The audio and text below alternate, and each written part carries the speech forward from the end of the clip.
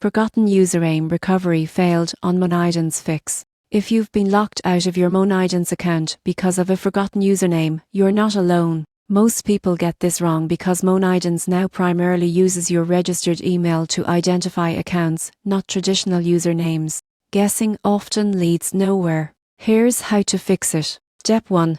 Open Moneydance and click on Forgot Username. Enter the email linked to your account. Moneydance will send instructions to that email to help you recover your login. Step 2. If you no longer have access to your registered email, gather your full name, account details, and recent transaction history.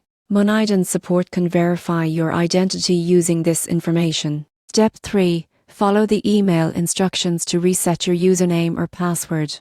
If the recovery message does appear quickly, check your spam or junk folder. Step 4. If standard recovery fails, contact Moneydance support directly. Explain that your username recovery attempts haven't worked and provide the verification details. Their team will guide you securely through the process. The surprising truth is that a forgotten username does mean permanent lockout. Moneydance's email-based login makes recovery efficient and secure once your identity is verified. By following these steps, you regain access quickly and can continue managing your finances with confidence and ease.